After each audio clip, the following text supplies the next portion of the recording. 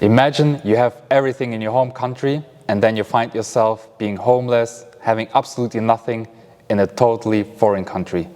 And then you're here in the world of MMA. Today we are here with Mohammed Walid, and we will talk about his remarkable journey through really a lot of hardships and how this formed his character and mindset. And we will show you why he shows no mercy in the cage, but is actually truly hard-kinded person. So stay tuned for this remarkable story.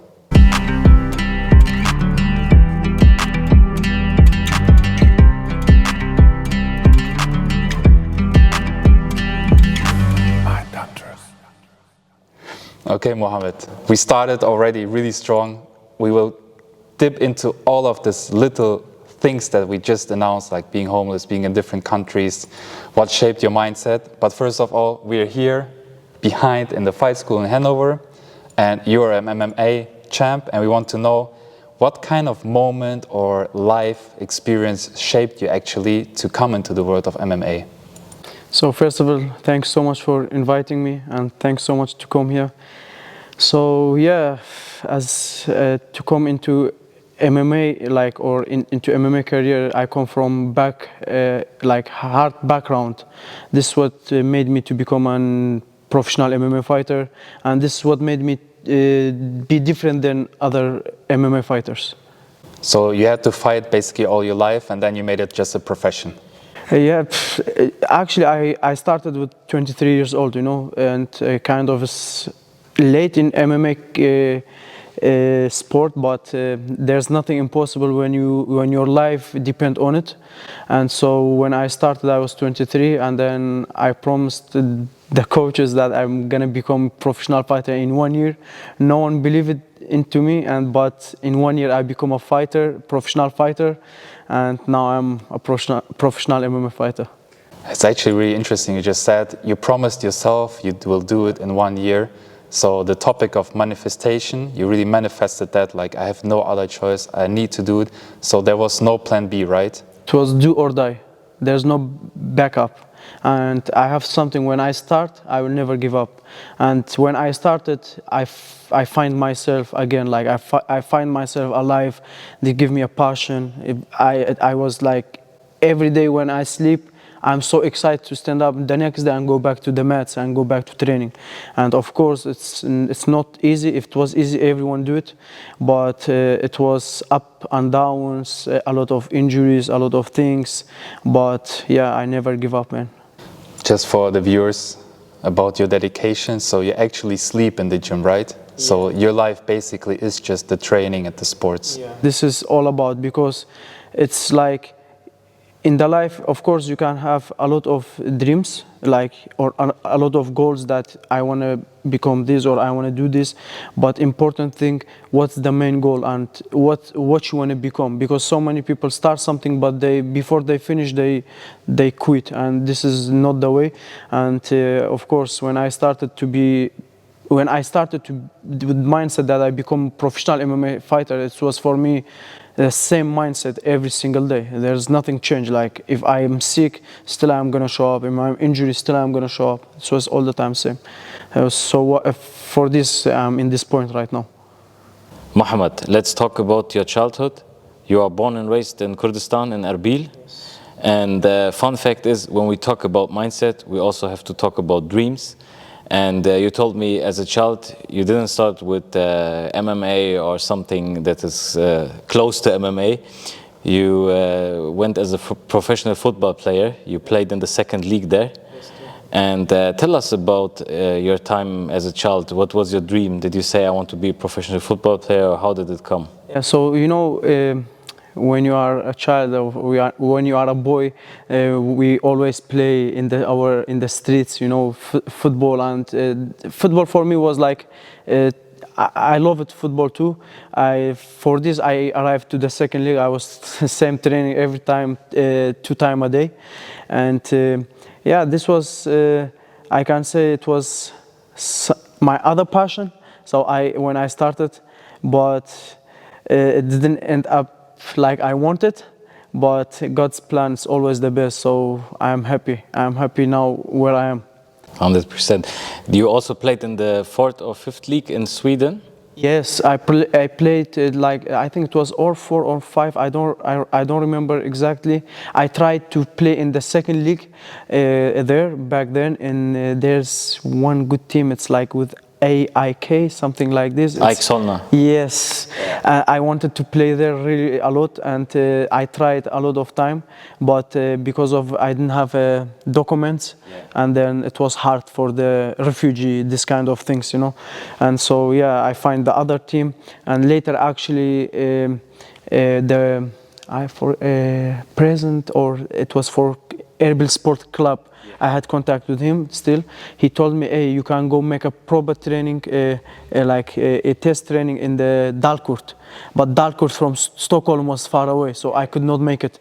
Yeah, so I was in the, I think it was 4 or 5 league. I was training with them until I moved out. Okay, very nice. Yeah, for the audience, they question maybe why Sweden. We went from Kurdistan, Erbil to Sweden. Let's go back to your time as a young boy, as a young man.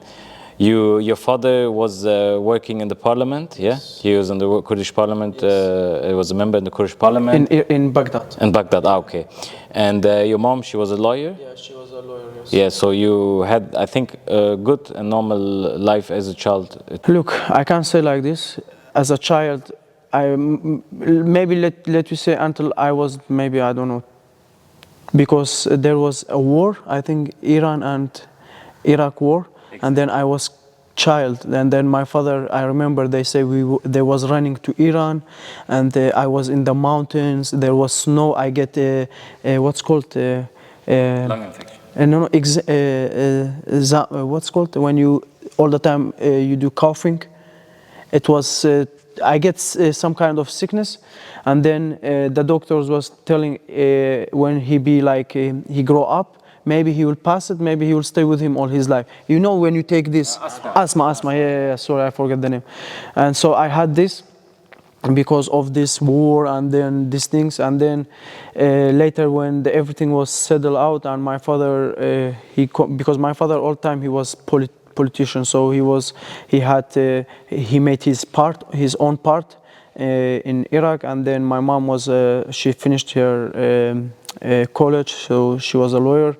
And yeah, I had a good life actually back then in Kurdistan. I had everything. At age of 60, 70 years old, I was driving supercars in Kurdistan. Like, as you know, it's something normal.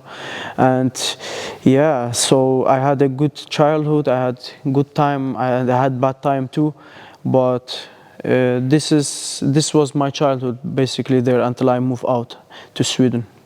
So the question is, Sweden, you left Sweden because of a relationship. Yeah. Tell us, how was your way to Sweden? Because I think many people think, okay, he went into a plane and he flew to Sweden and then he started his nice life there. How was your way until you arrived in Sweden? What did you see? What happened? Tell us a bit more about your journey. If I said to you, maybe in the movies are not like this, you know, but so because of a relationship, I moved to Sweden. Actually, I moved to Sweden because then I said, okay, then I will continue with my football. You know, it's better for future Europe, of course, and these things. Because you know, in our countries, even if you are in the first league, you will not earn this kind of money or some stuff like this. And yeah, this was one of the reasons. The second reason was a relationship, but. I can't say I was dumb because in this age there's no relationship. It's only like how I say teenager love or something like this.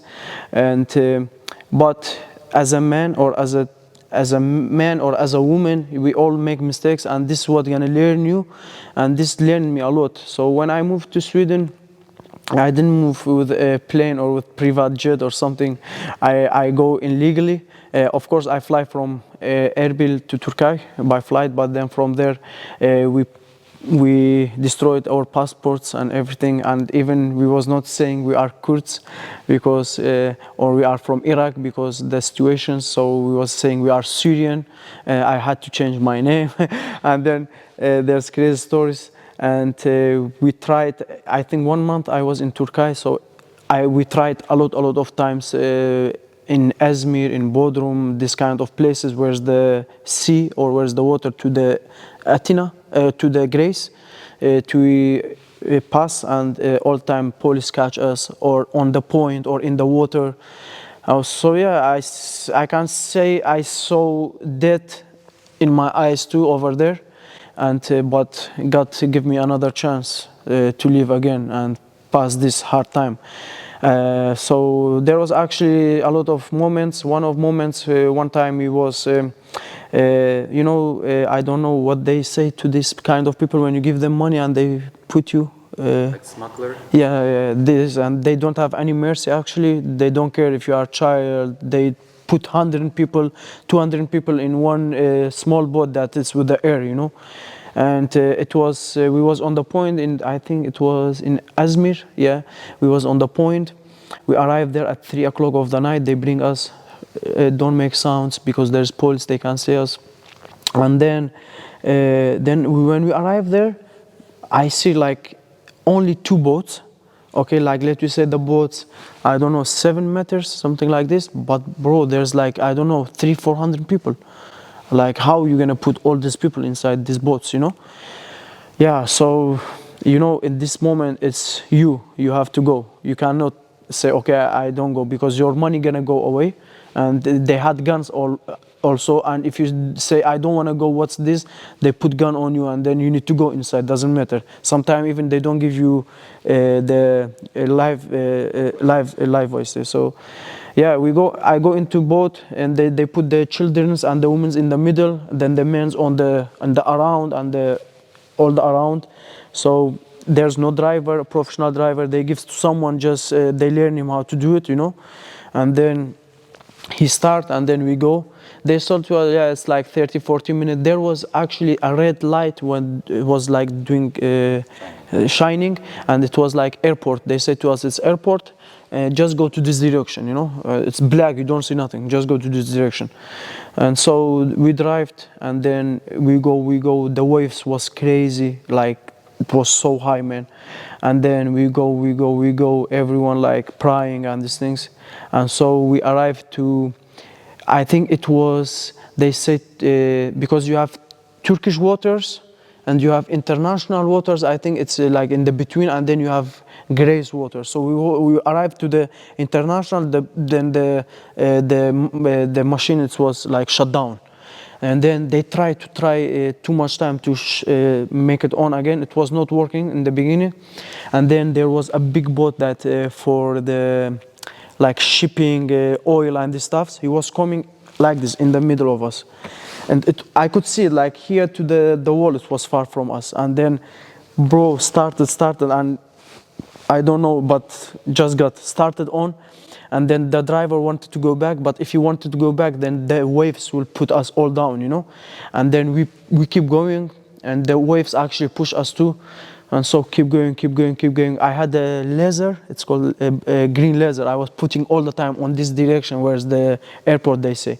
And so we was arriving slow, and then I saw all the police and everything go to on the other side. They was waiting for us. Yeah, so we arrived there, we jumped out of the boat. I told 1,000 times, alhamdulillah, because it was crazy, man. And then they took the women and the children by bus. The men must walk like 30-40 kilometers by foot to the Stadt, in the city. And then I can say animals' life was better than humans in this time. There was like a heim, like a camp. I don't know, 10-20,000 people more. There's all the religions, all the colors, all from everywhere. And then you need to wait till your paper is coming, and then you come with other bus to other country again, like this. And so yeah, it was like this, without money, hard time, slow until I arrived to the Sweden. I have 2 questions. The first question is the moment with the boat, where you thought, okay, this may be my last day, I might die. What's going on in your head in this moment? Actually in this moment, like all you think about it to survive. And this is the reality. Like the other thing is, will I see my family again, or what they, because if something happened to me, for sure they will become a crazy, you know. And the last thing, my swimming was not so good, you know, and it was all the time like I was worried about this. But like, you know, as a Kurdish person, you have this heart. I was like strong. I'd say, okay, we're gonna make it. Just stay calm. Everything is gonna be okay.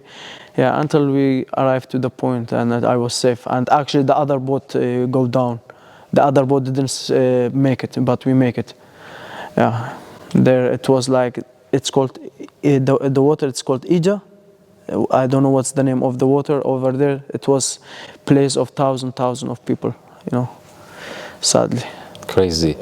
My second question is like, in the moment when you sit in the boat, don't you ask yourself like, why do I do this? Like, I had in Kurdistan a safe life, I was good, I have a good family.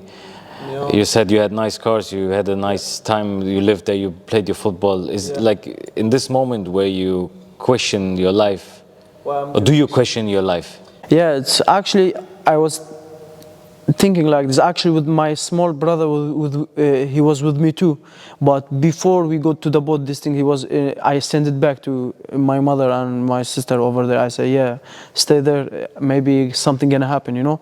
And he go back.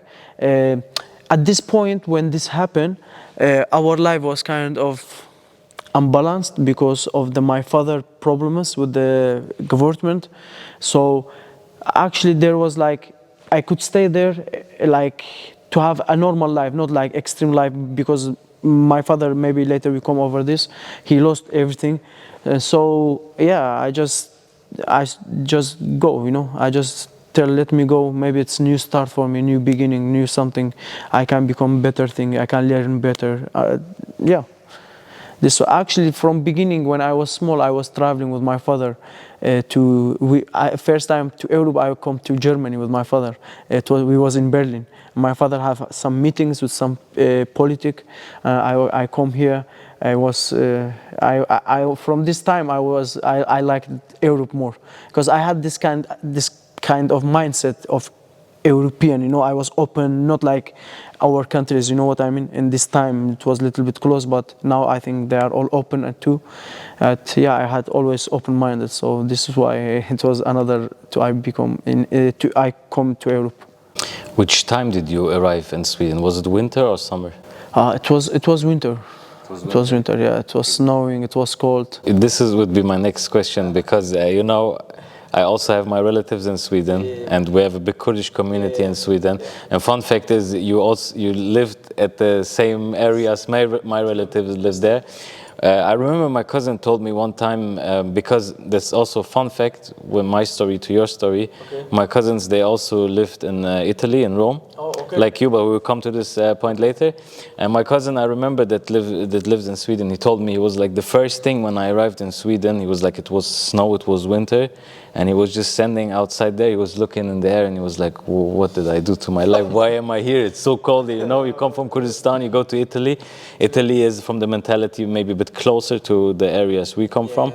So what was your thought when you arrived there in the winter in Sweden? I think it's hard. Man, it's hard. It was something new for me, yeah. It was extremely cold. I had normal clothes on, you know, normal jacket, but I think there's a good jacket, it's called German, something like this. Yeah, jumper. You have to have this one to feel hot in Sweden. So yeah, man, it was insane when I come out everywhere snow. And the thing in Sweden, I think you was there too many times. In the winter, you go out if you watch out at 2-3 o'clock, it's like a day. And then in the summer, look at in the night, it's like a day outside. It's crazy. And then it was a little bit hard for me, but until I learned to it by the time. Yeah, this is why I always go in the summer. I'll never visit in winter, just if I have to, you know.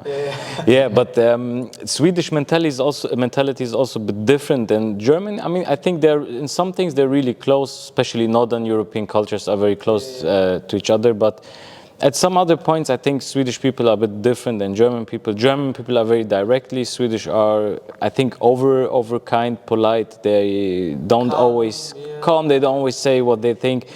How was this? How was the time for you in Sweden at all? How did you see the people? How did you see the life? As you said, it's the summer life is different than the winter life. Yeah.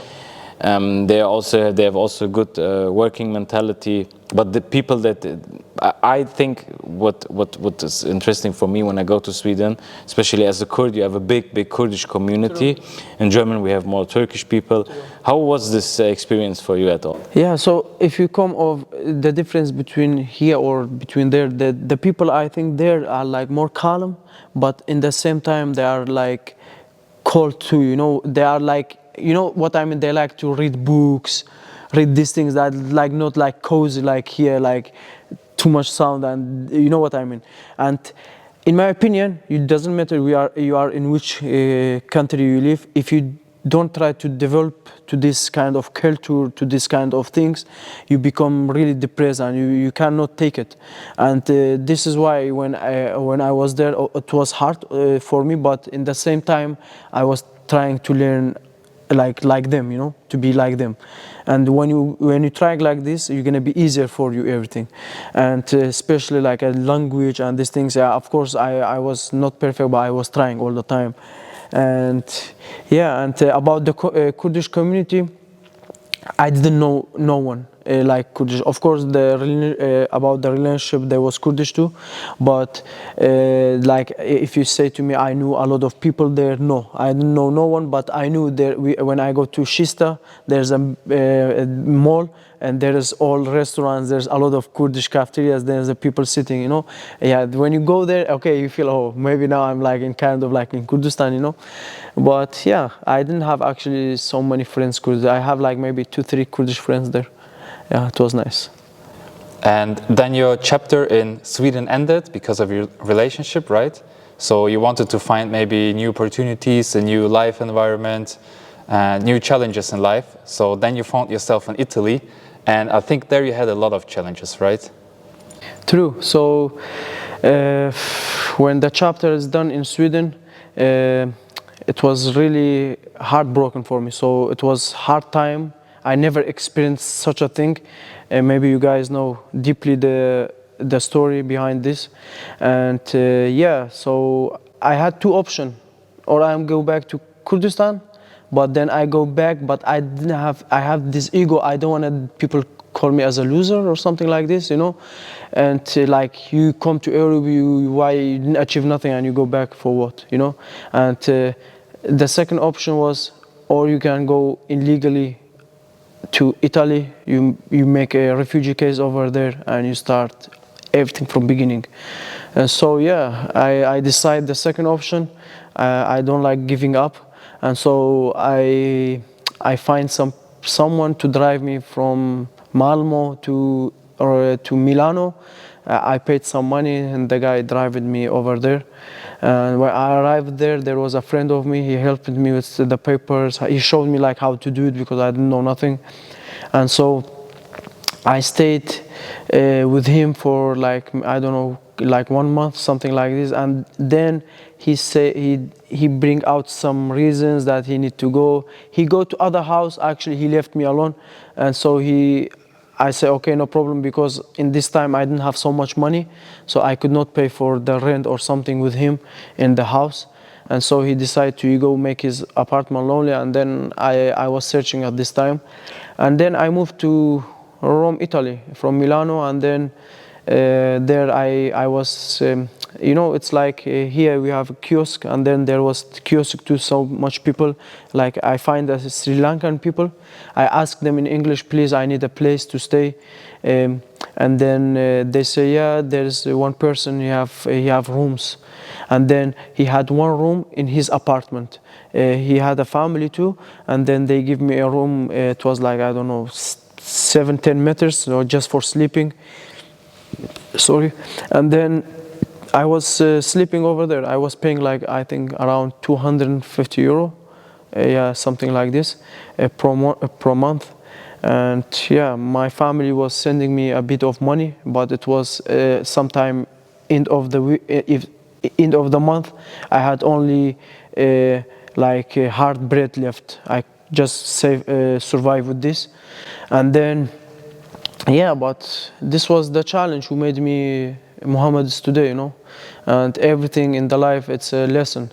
And so this is how I go, and I started in the Italy in the first time, and then it was the process of the making the refugee, and it was really bad because it was not like Germany.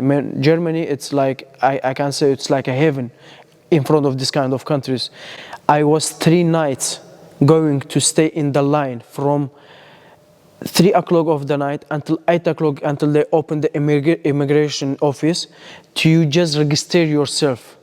To just register yourself. Where do you come from? How do you come from? Today just give you one white paper that's on your name, it's on it, to be free in the city. When you walk, police stop you, you show him this. This was the hardest thing. There was everyone, they was fighting people, you know. And so until I get this paper, and then the process started like this. Yeah. It's interesting actually that you chose this kind of path. I think that tells a lot about you. You have a high self-respect of yourself. You don't want it to lose your face going back to your home country. And as you said, like being kind of the loser. I don't know if it's a loser just to say like, hey, I want to go back to my life and continue my normal day-to-day life.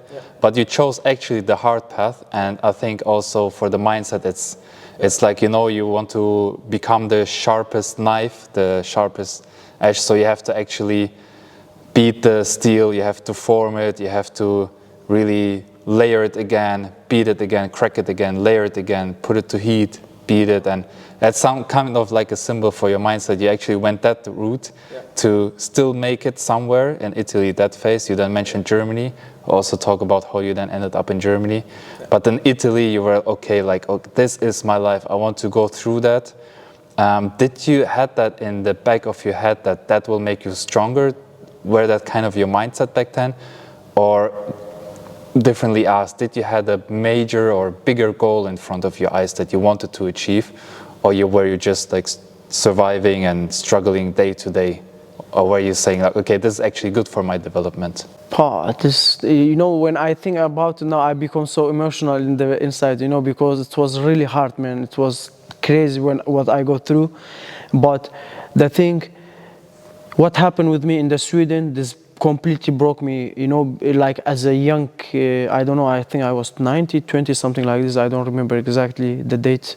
So when you don't have anyone in the Europe, no families, no one, you are alone. And always my father tell, I am so proud, my family say, because you never go be a drug addict, or you didn't never something bad. You always was the humble guy, like always. Even to this moment, I never smoke, I don't drink, I don't go parties, you know. It's not about, of course I am Muslim, I am proud that I'm Muslim, but it's not about the religious, you know.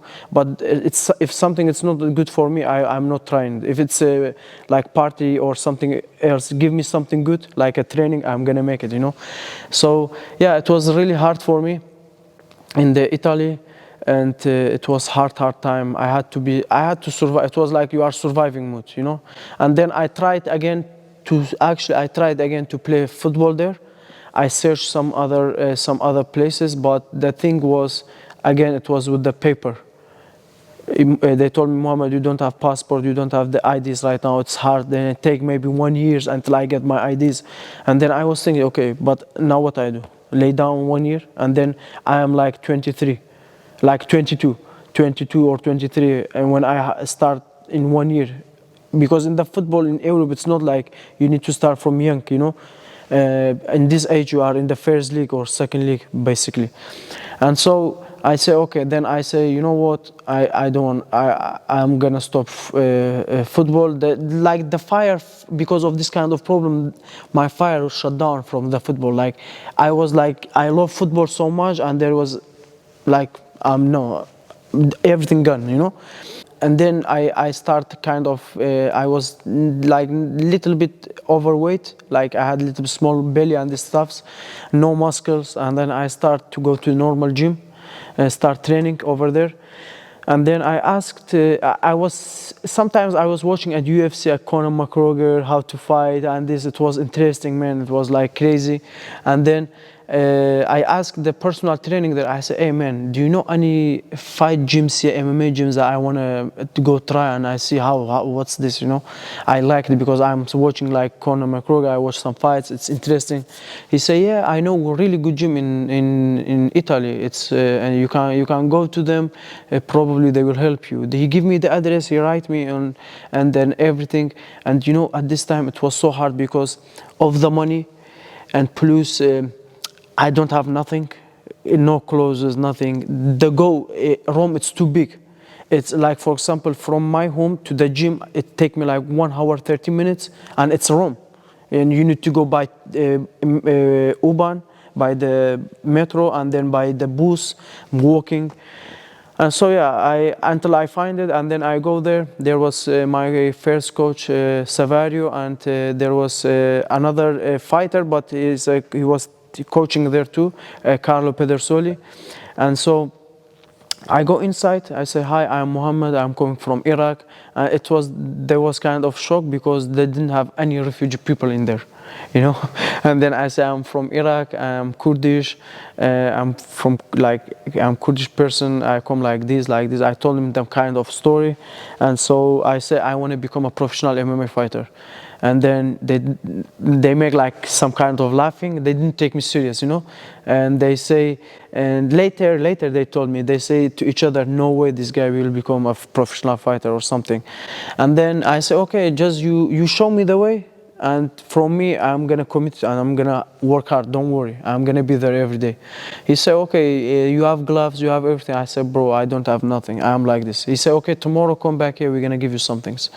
And then I go back there in the first day, bro. I get beat up. Like my nose was bleeding, everything, but still. I was taking people down like naturally, you know. I was going all time forward, like I was not giving up. And then after the session, both of them, they told me, "Hey, you have something in you. We can work with you. Maybe you become something. It's depend on you." I said, "Okay, let's go, man." And then the fire was really started. I find myself like I feel that I'm alive again, how you like a soul come back into me, you know. And then this made me forget that kind of depression or the missing families and the other stuffs and everything, and put me on this focus. But in the same time, this kind of problems, it was like my fuel. So the energy he gave me to I keep going. And this is where my nickname is coming, Nomercy. Coach give me, he know my story. He say, and every single time I'm on the mats, I feel tired he told me about the story. He said, "Hey, remember, this is this person, this is this. Come on, work." And then this is what made me keep going. And after 3 months, I did my first amateur fight, semi-pro, MMA gloves, nothing. I lost by rear naked choke. And then the guy was bigger, had a lot of. I fight in the ring, you know. And then I say, whatever, let's go. Go back next day. After 1 day, I come back to training. Go again. After 1 month, I fight 2 brothers in the same night. I beat both of them, and then I fought last one. I win 2, and then I moved to the Germany. But basically, it was like this in my amateur career, how I started. Okay, makes sense. In that time, MMA was the only thing keeping you alive, basically, giving you a goal, giving you a chance to get off, to get out, and really prove yourself, and as you said, overcome the hard times. And now we are here in a completely different environment. Basically, you don't have to struggle anymore. What is still keeping you alive, keeping that fire in you? What is basically your next higher goal? So actually, the same goal I started. The same goal, but with a bigger vision, you know. And I always wanted to be on the big stages. I always wanted to. I actually always wanted to still undefeated. But in one point, everyone can lose. It's a sport. And so when I lost my first fight, the fire was still there, because I know in my previous team in Italy, I know so many people, they give up, man. I know people who was professional fighter. He started before me couple years, you know. I come from no background. The guy fight one time, two time, he never fought again. And he have European passport, he's a European, he have a car, he have a house, he have a family. And this is why I was saying, why? Like, why you don't do it, you know? But this is what make you different than other people, the mindset. And this is why I am here now. And because I never give up, I never quit. Doesn't matter if I go down 100 times, I'm gonna stand up 101 times. This is the life. How if you start something and you fail, yeah, but you didn't fail. You learn and you stand up and don't do same mistake. You keep going. Exactly. Actually, that's quite interesting because, you know, we interview also other people that had maybe not that crazy kind of story, because this really, man, like, I give my full respect that you survived that. And what most of the people have in common that we found out throughout the interviews, actually what you said, you come maybe from not that beneficial backgrounds, you know, you have to fight your way up. And basically, you don't have any plan B. You only know, okay, this is my way. I can only do that. And I don't have anybody that I can depend on, only me. And I have to make this work. And basically, you have to put in the work, do everything. It will take a lot of time, a lot of sweat, a lot of blood, till you will become it and get it. So a lot of respect to you for that. Thank you, brother. God bless you. Mohammed, another question. You said at the time where you left Kurdistan, you had this bad moments where you almost die in the ocean or crossing the ocean, and then you ended up in Sweden. You had a hard time in Sweden as well, and then you come to Italy and you have almost a mental breakdown. And the question is, we as a Mindset channel, for our younger viewers, we want to show the people like how important is it to find something healthy. And I think something healthy is like doing sport in any way, because some or most people, maybe they would try to I don't know, I won't say they take drugs, but maybe they go drinking or they hang out with bad people and they fall into really bad things. So why is it important to do sport? Because you said you went into this gym. This gym has a nice history. Maybe you can tell us more about the history of the gym. But why is sport so important? Not to become a professional fighter, but just to give you like, open you new doors, giving you hope to grow. Yeah, so nice question. If you look in the life, there was always up down, and it doesn't matter if you are, I don't know, there's a lot of businessmen who they fall down from millions to zero, and then but some of them decide to kill themselves, or they decide to become drug addict, or they lost all the family, they lost everything, they give up in the life. But some of them, they start again from the 0 point and they become again millionaire. You know, this is a true story. There's many of them. You can search on the internet. And so for me, it was this mindset. What I'm gonna do?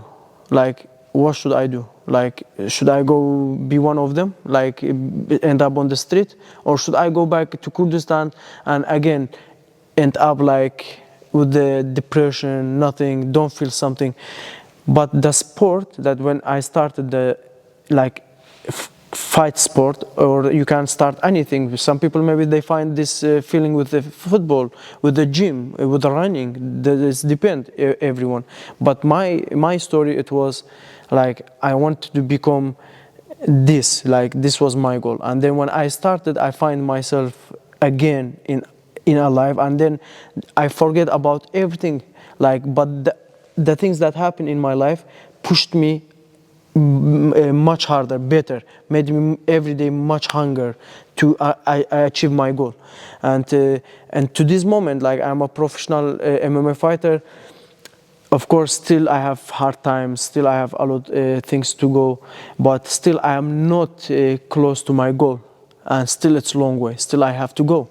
It's not you arrived, but like my advice to young generation, if you have to do the things that make you happy, but in the same time you are healthy, you are like make you humble, make you respectful, self-respect, you know, self-discipline. This is the most important. I am not here in the gym for people. I am not here in the gym for other people. I am here for myself. And like I always said, and this is what I learned from mixed martial art in general. If you wanna your kid be humble, be respectful, be really put it into classes, especially into jiu-jitsu classes, into this, because they become a discipline. They have to do the things by themselves, and this is why, in my opinion, they will a little bit go away of this kind of bad society, you know, and they focus on some goal. And this is my advice for young generation. You have to try the good things than the bad things, because bad things you can always try. Everyone, you have two choices. You can go do it, but only you gonna lose. No one gonna lose. Only you gonna end up in bad place, not in good place. So yeah. And about the team in Italy, like I said, when I arrived there, they are really. It was like they didn't believe in me, but in the same time, there was open people. They was welcoming me, you know. There was, and then I learned about Carlo. He's a grandson of Boots Spencer, and it was oh okay. He's a big actor, you know. It's a legend. He's dead a long time ago, and I see Carlo too. Of course, Carlo, it's a rich. He's from rich family. He have companies. Sometimes they come to FIBO in Cologne. He have proteins of Boots Spencer, everything with Boots Spencer, the company. But still, this guy was like every day coming to the gym, training, fighting, you know, this. I said, okay, this guy, look, he have everything, but still trying. But some other people, they have things, but they don't try to. And the same it was with me. I didn't have nothing, but still I was there every day. So yeah. So it is really important to show up every day, do the work every day, as you said. If you're not gonna do it, nobody will do it. You will have to bear the consequence at the end of the day.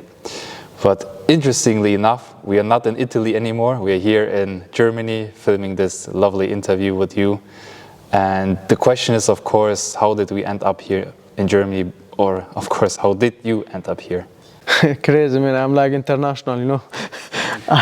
All around the world. So I was in Italy, and then like my father, he was in Iraq, like as a parliament member. But at this time, before I go out of Iraq, and the situation was getting bad with my father, and then when I was in Italy, I got my permis, Aufenthalt. I get there, my Aufenthalt and everything.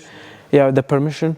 And then my father, he said, okay, my situation is going so hard here. If he stayed in Iraq, they will put him into the jail, like for like over 35 years. He's already like now 68 years old, you know. And so he say, okay, and then I will come. It's been like, I don't know. And at this time, when my father come, I think it was like 5 years, something. I didn't see my father, you know. And then I said, okay, and he got visa, he got a France visa, and so I go to Paris. I fly to Paris from Rome, and then my father, I was waiting him until he come out of the door. It was crazy, like I cannot describe it. I start crying, my father start crying. We was hugging like each other, so like crazy. I could not just let him go, you know, because it was like 5 years I don't see him, and currently now it's 10 years I don't see my mom, my sister, and my brother. I just talk to them over the phone. So yeah, man, we decided. My father wanted to come to Germany because my father driver, a personal driver, he come to Germany, and on my father name he get the Aufenthalt, you know, because my father, if you write on the Google, everything will come out of him, you know. And so he come here. He say, okay, and I will come to Germany. Germany is a good country. They love there's humanity, and I will make my refugee case here, and we stay here, and then later we can bring our family here. I said, okay, perfect. Then yeah, from Paris we flew here, and first station was we come to Frankfurt, I think so, if I'm not mistaken, and then from there we drive to Ham, and then we stayed in the Ham for like 6-7 months, and then they put my father to another Heim in Dinislagen, and my father need to be there. He cannot come out until he finish all the documents, and basically for 5 years my father stayed without Aufenthalt. Crazy. He had all the documents, pictures, proofs and everything. They believe in my father, but they say, yeah, you can go back to Kurdistan. Kurdistan kind of safe, but in our politic things in Iraq, they can't sell you so easy because my father have lose everything, so nothing left for him. And then, but thanks God, last month my father got his Aufenthalt, so now he's a free man. He can go wherever he wants. Yeah, thanks so much. And yeah, this was the story how I ended up in Germany. And when I arrived to Germany, I started training in the Dortmund. There was a gym, it's called Fight Launch. After a couple of months, my coach in Italy called me, hey, be ready for your first professional fight. And this is, then I flew back to Italy, training with the team, and then I fight. We will talk about a little bit about your story in Germany in a second, but before that, so just to summarize, you have lived in many different countries, many different cultures, all completely different. True. And I bet you also explored a lot about your own personality in each of these countries. Yes. Would you say that it's really beneficial to travel to see different countries, to also explore yourself?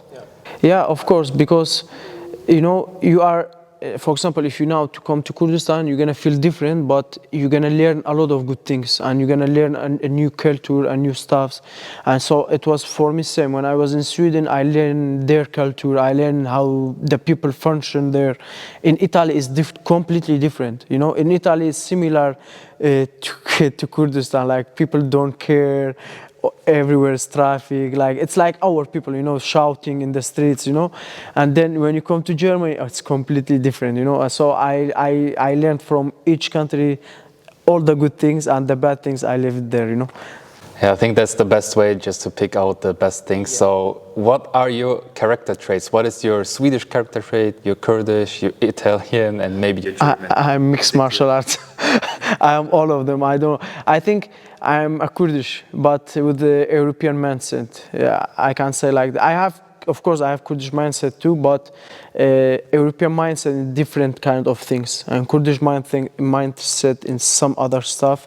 But yeah, I think I learned from all, and I actually speak Italian, I speak Arabic, I speak Kurdish, I speak Persian, and yeah, I learn a lot of languages. So this is what benefits of this kind of countries too.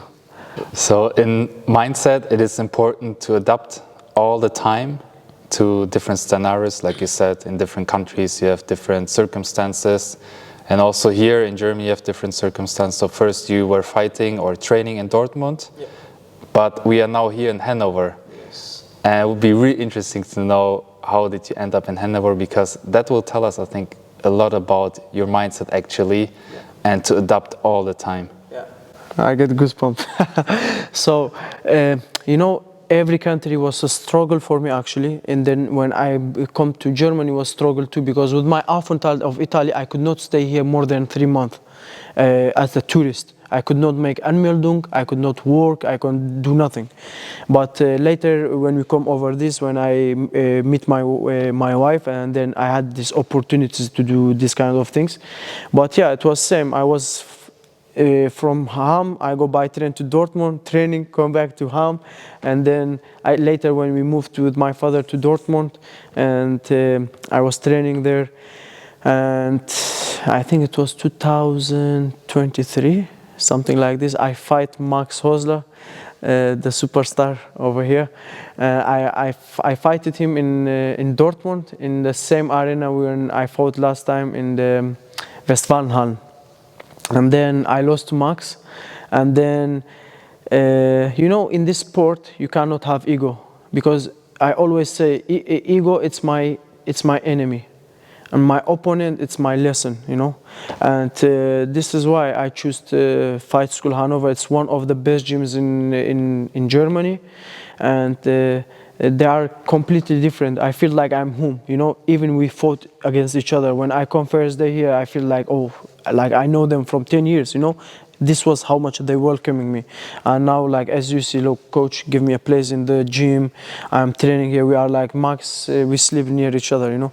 And we are like a family over here. And this is why I'm end up here.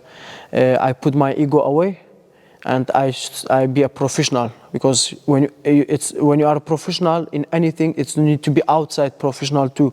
You have to be like an idol for other people too. And so I come here, we talk to Max, and everything is cool, and yeah. Another point is when we look back at everything that you told us today, you are a pure fighter, and you're still kind of fighting because you drive every day from, not every day, but most of the week you come from Dortmund to Hanover, you stay here, you sleep in the gym. And the fun fact is, as you told us already, you fight it against Max Holzer, and now he's your teammate, if you can call it teammate, you know, you're the same gym, you train together.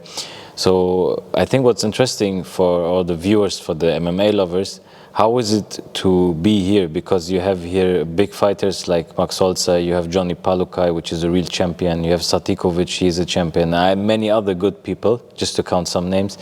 How is it for you to be here, to train with all these good people, with people which are very ambitious, which are also very known in the MMA scene?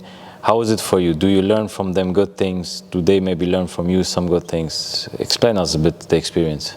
So right, about the relationship with the guys, especially with the Max, now we are not like more than teammates, like we are like brothers, actually.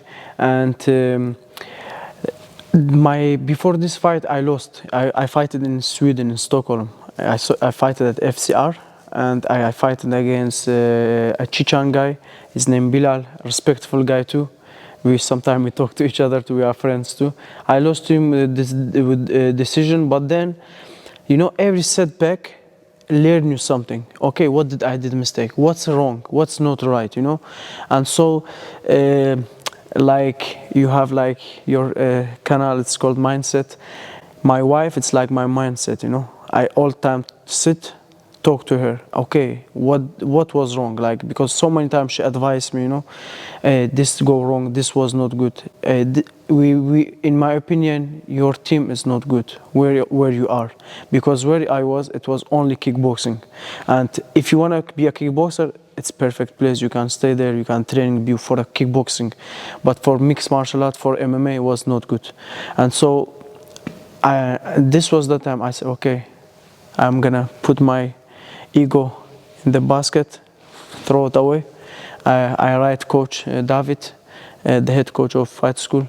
I say, hey coach, this is the situation, and I don't know if you guys are good with it, but I really want to make a new chapter in my career, and I want to start renew. I don't want to lose anymore. I don't want to lose any fights anymore, because my life depends on this. As I started from beginning, my family future depend on this too, and there's a lot of my shoulders. So it's more than me, this thing, like this career.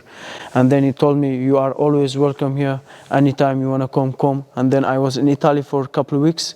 I go to see my coaches, training some of them with them, and then I come back here, and then we started, and then I felt like, oh, this is what I was missing: the quality hard training, the right training, the right partners, the right coach behind you who see your mistakes, who learn you, who put the time on you, and of course the partners, the teammates. I'm training with one of the best in Germany, Max in his division, beast, Johnny, absolutely unstoppable. The other people here, all of them good. Even the amateurs are so good, you know.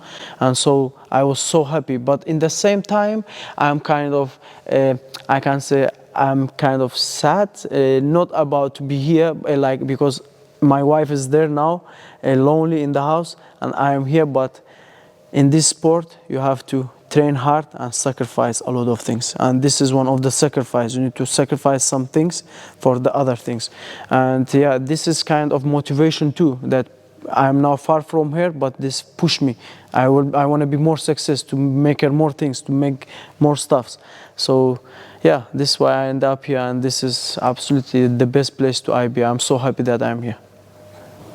Just to point that out, you said one really important thing: the environment is really important, where you train and your example, but also I think generally in life, the environment that you are in, the people that you surround yourself with, where you learn all the time, Just that, you know, you're basically the average of the 5 people that you surround yourself with. And it's really interesting to see that you did this sacrifice to be actually in the best position, to be around the best people that you can learn from, to be also the best version of yourself. So, about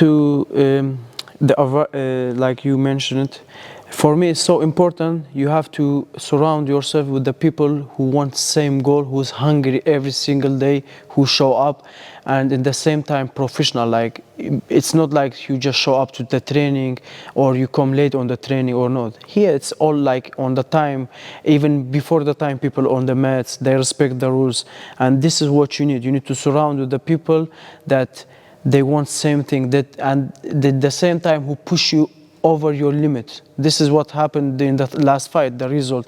I just started training with the coach and the team 1 month, and it was like big development, you know.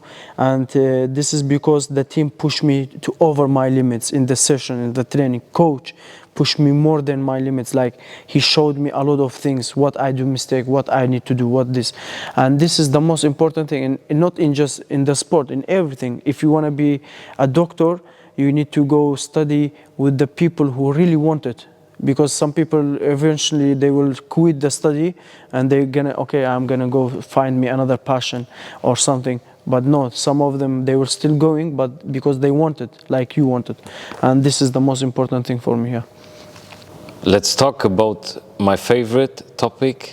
When we talk about mindset, we always have to talk about family.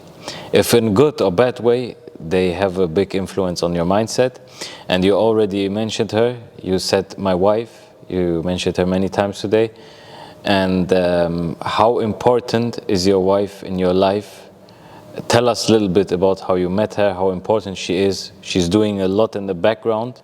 And I think when I met you, you told me, you said, without her, I could not do what I love. And how important is it for you? Because especially you said you haven't seen your mom and your siblings for 10 years. You didn't see your father for 5 years. Now, how is it to have your father here?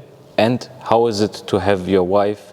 How did she come in your life? What is she doing in the background? And do you think you could have the success you have now without her? So this is my favorite part. Yeah, so how I meet, like, first I want to say she's my role model. Because, like I say, if it was not her, maybe I will not be in this point, you know. And she's like my biggest supporter, and she's my biggest fan, you know. And in the same time, how I meet her, she was living in Poland. We were meeting it was the Corona time, and then I was like for 5 years single, no just training, sleep, repeat, nothing else.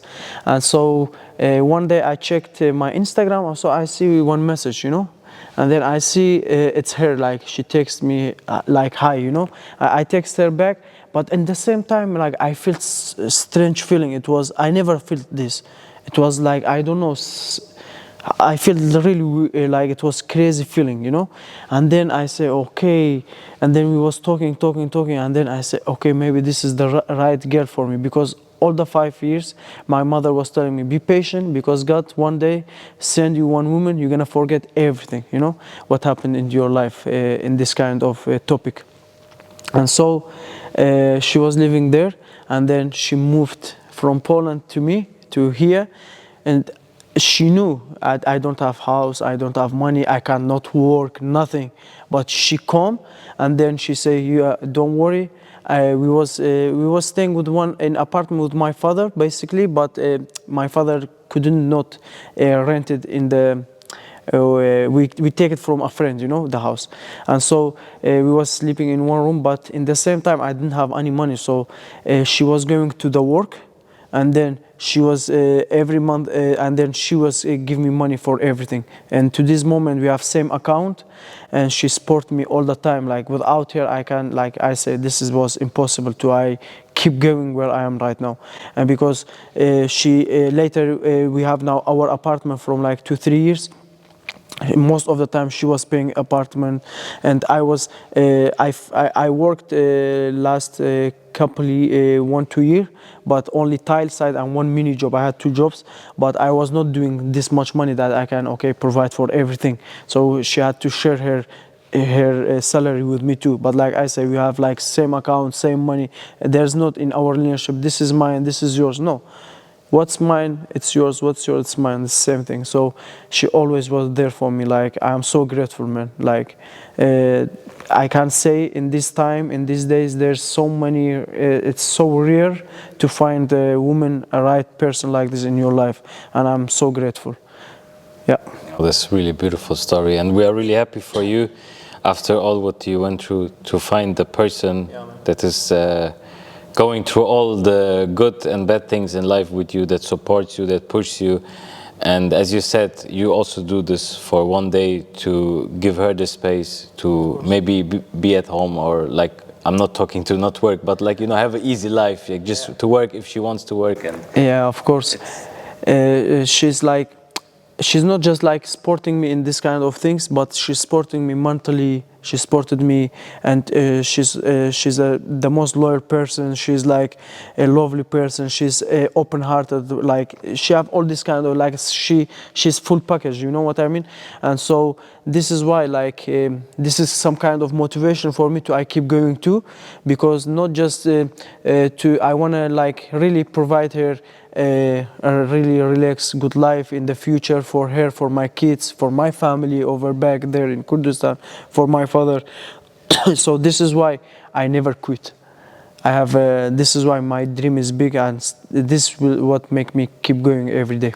oh, that's really nice. Yeah, man. God bless you. God bless your wife. Thanks so much. And your wife. Thank you. I have one last question, which is important for me to talk about, because when we talk about role models, when we talk about mindset, you know, if you have a role model in your life, if it's like a football player or a musician or an MMA fighter like you, it doesn't matter where the person comes from. But for some people, it's somehow nice if you say like, oh, this professional football player, he's German like me, or he's Kurdish like me. So when I go back to the time when I was a kid, for me as a Kurdish boy, we didn't have any national team. You know, it's a topic for us. It was hard. We didn't have like anything we could say, okay, we have a connection to. But thank God, last couple years, we have a lot of musicians, we have professional MMA fighters, we have boxers like Agit, or we have a lot of MMA guys like you or other people. So why do you think it's also important to give the Kurdish community this feeling? Because I think it's nice you go in with the Kurdish flag. You know, we're not a politic channel. We don't talk about politics. It's not about this. Every nation is beautiful. Every culture is beautiful. But especially for Kurdish young people which live in other countries, they sometimes need to have this one role model. Like, okay, he's Kurdish like me. He's doing it in the name of Kurdistan. And for many people, it was not even allowed to say Kurdistan or these things. But now you come into OKTAGON, which is a big, I think in Europe, the biggest promotion for MMA, and you come in with this Kurdish flag and they show it in TV. Why do you think you are giving something back to the Kurdish young people, not in just showing or representing the flag, but showing like, listen, I'm a Kurdish guy like you, or also for the girls, doesn't matter, but I can do it, you can do it as well. Why do you think it's important, and why did you never like felt ashamed to present it? Because there's some people also think, no, I don't want to talk about it, I don't want to say it, but you do it. So I always say, never forget where do you come from. You can never forget where do you come from, or what nationality you are, or whatever. It doesn't matter. Like we say, we are not politic here. We don't talk about this politic things. I don't care actually, but I am Kurdish. I am from Kurdistan. I have my own culture, I have my own clothes, I have my own flag, I have my own government, I have my own food and everything. Of course, I'm proud to represent this culture, and I'm proud to represent my people. If I don't represent, of course now I'm representing Kurdistan, I'm representing Germany because I'm living here, because I'm grateful to this country. They opened me a lot of doors. I live here, you know, it's like my second home, my second country, you know. But as a homeland, Kurdistan is like my homeland, you know, and I be an idol in a Kurdish people as like, for example, if you now say, hey, Ireland have Conor McGregor, Dagestan have Khabib Nurmagomedov, I don't know, we have in boxing Muhammad Ali or someone. Yeah, in Kurdistan we have Mohammed Nomercy Walid, we have Namo Fazil, we have Alan Umar, we have Mario, we have Muhammad Zarai, we have a lot of names. We have Agit in boxing, we have good football players. This is why we have to always be proud of where you come from, and be like an idol for the young generation, that they look up at you. Oh, I get a lot of messages on Instagram. Hey, Kag Muhammad, I like to be like you. Or hey, sir, I want like Muhammad, I want to be like you one day. I'm so happy that you're representing our country and these things. So even the Germans, they say the same thing. So this is what make me proud of myself, because this is my DNA. You know, I cannot change it. Very nice. Yeah, thank you for sharing that. I think that's a beautiful message. And wow, I can just say, what a story, man. Thank you so much for your time, for the interview. Mohammed, Nomercy, Walid, you showed us today you have a lot of heart, you have a lot of going forward energy to fight for your dream. And that's something we can take for us out of from this interview. So to you, my dear viewers, yeah, write us please into the comments, what did you learn from this interview? What made you awe, what made you kind of shocked about this life story? I think there were some for us, of course, shocking moments, but most of all, more positive, more happy moments. And wish you from the bottom of our hearts all the best for your future, for your career. We will for sure see you a lot of many times in the television, in the octagon ring. And yeah, we will see you again in the next interview, so please stay tuned. And till then, all the best. Bye. Thank you. So.